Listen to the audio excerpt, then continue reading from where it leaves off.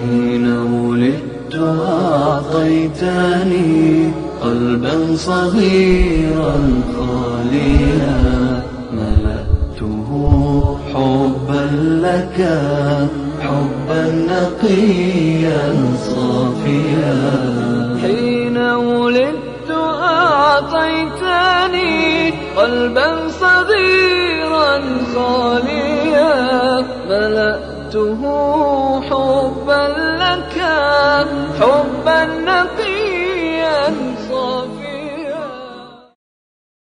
سلام الله عليكم، حياكم الله. علیکم السلام و رحمت الله و برکاته. خوبی برادر؟ سلامت باشید برادر عزیز، بفرمایید. بسم الله الرحمن الرحیم.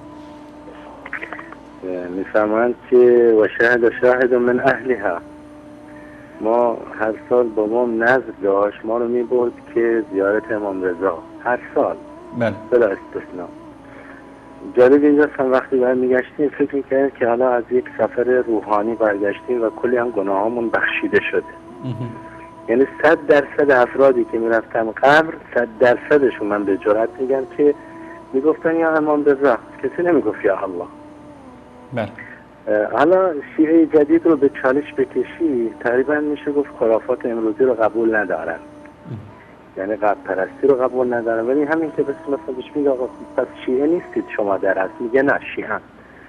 خب آقا علمات اینا رو نوشته، علماشو کنسل کنه بقیه تکفیرش میکنن، کنسل نکنه با مشکل مواجه میشه.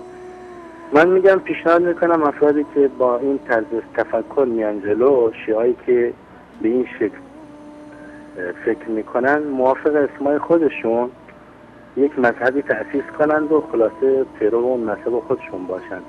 یعنی اگه اسمش حسن بود یه مذهبی به اسم حسنیه تأسیس کنه، اسم جعفر بود یک مذهبی به اسم جعفریه تأسیس کنه، چون قبول نمیکنن حق رو. بله. و اما جاندارانی که خودشون محاسبه میشن به هیچ عنوان نمیتونن وسیله باشن، چون خودشون باید بیان در روز رستاخیز حساب پس بدن. حالا چه برسه این که این افراد دیگه مرده باشن، به هیچ عنوان دیگه نمیتونن وسیله باشن. اگر به زعم شما استنادتون اینه که الله متعال میفرماید ابتقوا الیه الوسیله، بله. این وسیله یعنی یک عمل صالح که به اصطلاح کمک به ایتام، فقرا. عرض کنم که اگر اینطور نبود که یک جای دیگه نمیفرمودن اولئک الذین تدعون یبتغون الیه الوسیله، آنهایی که خداوند میداند که عده‌ای خواهند آمد که اینها رو وسیله قرار میدن. لذا یه جای دیگه فرموده اونایی که میخوانید خودشون دنبال وسیله هستن، یخافون العذاب، از عذاب خدا میترسن، یرجون الرحمه، تمنای رحمت الهی رو میکنن. این معتقدات شما هم کنسل. و اما یک آقای درویش بود میومد تو اون منطقه که به اصطلاح تقریبا شبه بازار بود، از کنار ما رد میشد مرتب میگفت هو یا هو. یه همسایه داشتیم خیلی بو بود، به من گفت که فلان این آقا اگر رد بشه اینجا یه بار دیگه بهش بگیم اگه گفت یاهو یه .com هم جلوش بذاره. عرض کنم خدمتتون که یه خود از جو مقاله نویسی کنار بریم. بله. با موضوعیت صاحب زمان یک به اصطلاح مطلبی رو به صورت همقافیه نوشتن که انشالله تقریبا حالت طنز مانند یک خنده‌ای بر لبان زیبایت بشکفد و زیمندگان عزیز انشالله. اگر بفرمایید. گویند هم ولی عصر است هم صاحب زمان، اما نیست او جز یک توهم، یک گمان. گویند هم ولی عصر است هم صاحب زمان، اما نیست او جز یک توهم، یک گمان.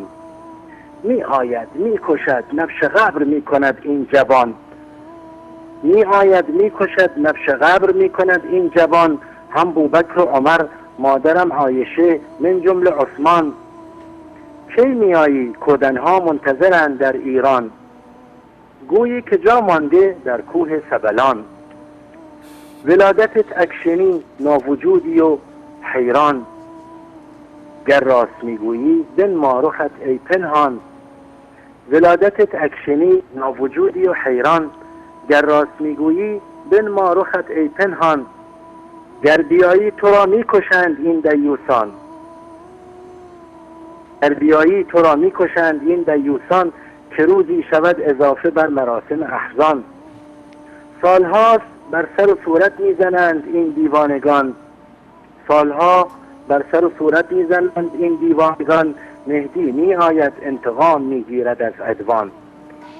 سراب وهم و خیال است این گفتمان، والله نمی آید نیست همچو فردی در اکوان. سراب وهم و خیال است این گفتمان، والله نمی آید نیست همچو فردی در اکوان. سالهاست دروغ میگوید ایشان، سالهاست دروغ میگوید ایشان، که می آیم و کلبه احزان کنم گلستان. شیطنت اینگونه سراغ دارید الا ز شیطان، شیطنت اینگونه سراغ دارید الا ز شیطان. همی گوید ابن آدم یاد خدا را بکن نسیان. من دارم علم ما یکون و علم ما کان، همین جام همان جام هم در مکان هم در هر مکان. من دارم علم ما یکون و علم ما کان، همین جام همان جام هم در هر مکان. شاید از نوع جادویی دارد پلکان، و یا فرشی همچو فرش سلیمان. محال است برسی به شأن ایشان، سلیمان نبی است تو فردی چاخان. محال است برسی به شأن ایشان، سلیمان نبی است تو فردی چاخان. گویند آیی عدالت ورزی کنی در جهان، گویند می آیی عدالت ورزی کنی در جهان. مگر کوری نمی بینی سوریه می شود بمباران، برمه غرق است در احزان. بس است بهتان کافی کتمان، عدم وجودت را ثابت کردند وصالیان. بس است بهتان کافی کتمان، عدم وجودت را ثابت کردند وصالیان. ماجد و محمد و زانیار انصاریان، فضل الحق و عامر و عیسی و عبدالقدوس دهقان. بس است بهتان کافی کتمان، عدم وجودت را ثابت کردند وصالیان. ماجد و محمد و زانیار انصاریان، فضل الحق و عامر و عیسی و عبدالقدوس دهقان. دکتر عمرا و دکتر میر سعیدی و احمد و فرید هم در این میان سهمی دارند در فضاحت ایشان. امیدوارم از شعرم لبهایتان شده خندان، تا فرصتی دیگر به الله سپردمتان ای دوستان، ای بینندگان، ای ارجمندان. سهل سانك جزاكم الله خیر، زنده باشید. تشکر اشو بارک الله فیکم، سلامت باشید. تشکر میکنم از برادر عزیزمون آقا عثمان عزیز.